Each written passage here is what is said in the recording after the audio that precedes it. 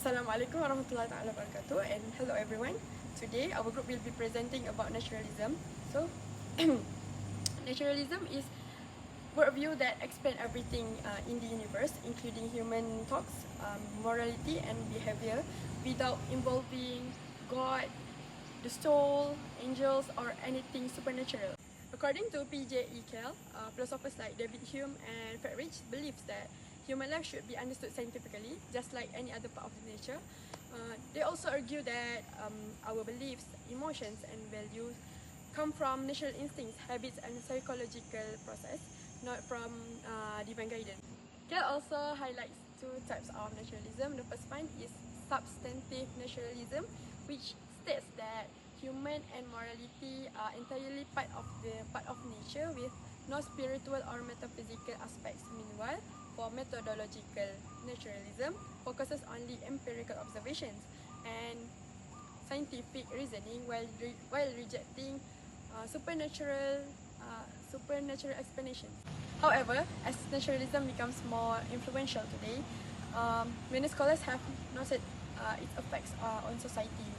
Thinkers such as Charles Taylor and Christian Smith explain that when morality is reduced to natural causes, it becomes more unstable and uncertain. Without a divine foundation, people may struggle to maintain shared ethical values and a clear sense of right or wrong. So this sets the stage for why naturalism is important to study, especially when compared to the Islamic worldview. After the events of World War I, the Americans faced a philosophical turmoil in which naturalism is not a new thing. Arthur Schneider and also Roy Wood Sellers has reached a consensus that naturalism is a deeply American-rooted philosophy, or rather, the behavior of Americans are naturalistic in its essence, in which their individualistic behavior to strive in their growing economy is very reminiscent of it. In the 19th century, American secularization has evolved alongside the philosophical doctrine of naturalism. However, Arthur Larrabee, 1944, has decided that naturalism is not a philosophical doctrine by the American context, but it is an attitude of rejecting the traditional supernatural belief that has persisted in the country for a long time. Naturalism was a widely known concept since ancient times, though it was not coined as such specifically. The author, Thomas Clark, in his book, has stated that it dated back to the ancient Greeks, where one of the earlier philosophers like Thales and Protagoras were thought to have constituted the idea of naturalism, followed by the Buddha, who proclaimed something which is close in nature to naturalism. And then it was followed by the Renaissance and also the Enlightenment era, where it is reconstructed into a much more empirically based method of comprehension, namely science. And finally, it flourished in 20th century in the modern era in America. Philosophers and thinkers like George Santayana and John Dewey propagated this idea, and it has persisted until now. Firstly, naturalism views nature as the fundamental and original source of all that exists. It emphasizes that everything must be based on nature itself. So meaning that all their ideas depend on the positivistic and observable phenomena found within the natural world. Secondly, naturalism rejects the existence of God as a divine source, denying the idea of supernatural origin of all things. It maintains that the law governing the development and activities of both rational and irrational life are not interconnected and operate independently. Moreover, the naturalists adopt a naturalistic thinking. So, when examining natural phenomena, they rely a lot on the principle of empirism. In other words, their views are constantly grounded in positivistic and scientific worldview. For example, Charles Darwin, a historical naturalist who used scientific method in collecting data before making a theory. Next, according to naturalism, nature is understood to be self-regulating and operating on its own will and inherent order. For instance, the naturalists see human as part of the nature, not above it, like John Muir, a naturalist who believed that humans are fellow members of the natural community. So this denies any supernatural uniqueness. Furthermore, there is only one natural or physical world which we are a part of. There's no such thing as two separate realisms which are natural and supernatural. So for them, there is no immaterial soul or spirits. Everything we do is all the things that our brain and body do. Science revealed the connection that links all the things, showing how everything from atom to galaxies is related, directly or indirectly. Lastly, naturalism is based on the belief that rational, evidence-based empirism is the most reliable way of understanding what truly exists. So, this commitment shapes the naturalist view of the world as a whole rather than divided into supernatural and natural. Do you guys want to know what is the impact of naturalism to people and the world? Naturalism encourages us to see human behavior as the result of many cases, rather than as purely individual choice.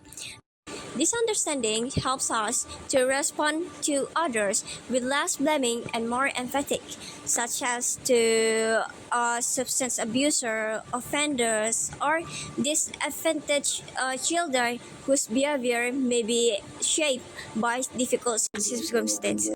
Because of this, naturalism might also influence how we think about social policies, pushing us to support approaches that focus on understanding and helping rather than punishing each other. In addition, naturalism challenges the ideas of success or failure is fully deserved, which can weaken support for inequity and strengthen concern for those in less fortunate situations. Clear illustrate that directly relates to world activity also can be seen in Malaysia. For example, Malaysia Madani, that introduced by Prime Minister Datuk Seri Anwar Ibrahim, which promotes sustainability, respect, inclusiveness, also compassion.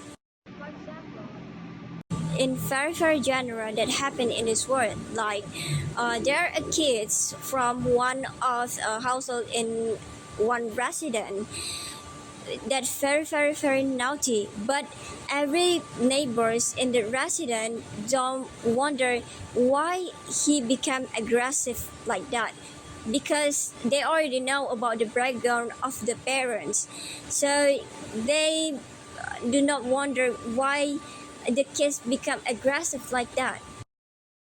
Principle directly reflect to naturalist perspective that aims to understand human behavior. Islam rejects substantive naturalism, which confines existence relies solely on the natural world and rejects the supernatural. This is because Islamic metaphysics assure that all natural processes are dependent upon the will of Allah. But in Al-Zaman, Said Nursi argue, naturalism becomes inadequate when it treats nature as self-sufficient rather than a manifestation of divine order. Islamic philosophy explains morality, knowledge, and beauty both within the natural and the transcendent realms, seeing nature not as an independent cause but as a sign of the Creator's wisdom. So the weakness of naturalism in relations to the Islamic worldview, firstly, it is that the creations of the angels and the jinns mentioned in the Quran proves that there are living creatures beyond human seeing capabilities. In Surah Al-A'raf verse 27, Allah warned the people of Adam to not give in to Satan's whispers, which reveals even people's desire could come from the Satan's intentions itself, not naturally from oneself. They can deceive, lead people to misguidance, and even make people doubt their own faith. These things that people may experience is an evidence of how these creatures, these supernatural beings, are real and exist in this world, rejecting the ideology of naturalism. Secondly, the Quran itself is a revelation from God, transmitted through the angels and then revealed and passed down to the Prophet Muhammad, making it one of his duties to spread them. In Surah Az-Zumar verse 1 until 2 and Surah Ash-Shura verse 51, these verses of Quran explains how the whole Quran is something to see as divine. The Prophet himself did not communicate with God directly, but instead he, as in God, sent inspirations or even sent down the angels, send the message to the angels. The concept of revelation itself in Islam, it is divine. It is something that you cannot attain from oneself magically or suddenly, but it is a message from God to humanity sent down through his messengers. Moving to the third point, the religion Islam itself reveals just how much Muslims believe in things that is not visible in this metaphysical world. In the second hadith of Nawawi narrated by Muslim, it was explained by the Prophet about Islam, Iman and Ihsan. These three are the fundamentals of the path towards God. The term Ihsan is to believe and to worship God as if we could see him, even though we cannot see him, but we must know that he sees us.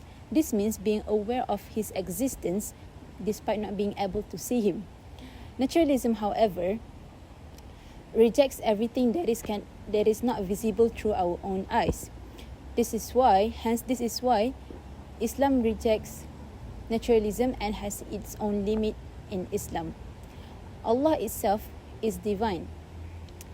Aside from scientific reasonings and methods, there are a lot of things that cannot be proven or explained by natural beings.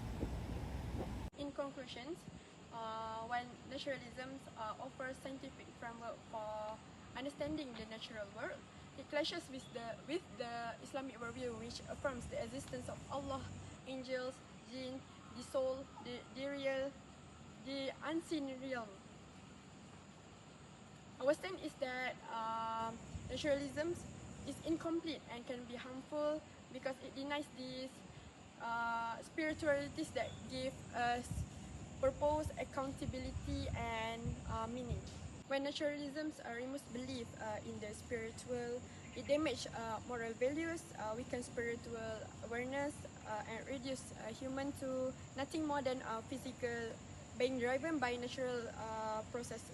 This leads to moral relativism, loss of purpose, spiritual emptiness, and the weakening of social and ethical structures, issues that can greatly threaten the moral and spiritual well-being of society.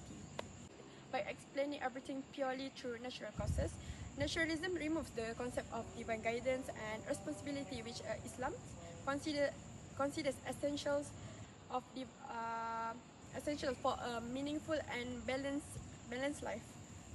Therefore, from an Islamic perspective, naturalism cannot be accepted as a complete worldview because it fails to address the spiritual, moral, and metaphysical dimensions of human existence. Thank you. That's all from us.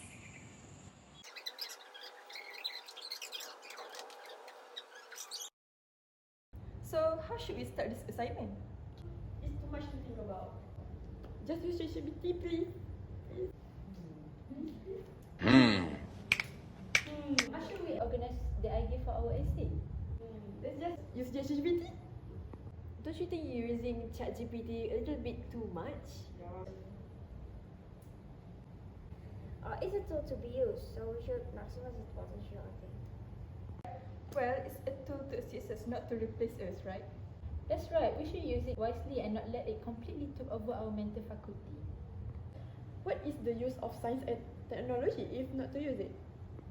Well, I'm not one to downgrade the scientific and technological advancements of today's society, but I think we should be more vigilant when it comes to these machines. We shouldn't let AI become our masters. It should be vice versa. You're right, but we should rely on the mental faculty that granted to us by Allah Subhanahu wa Ta'ala and do not let the scenes interfere in our talks. You guys are right. Let's do our research properly. use ZAKRI reverse osmosis, okay? Alright, let's go.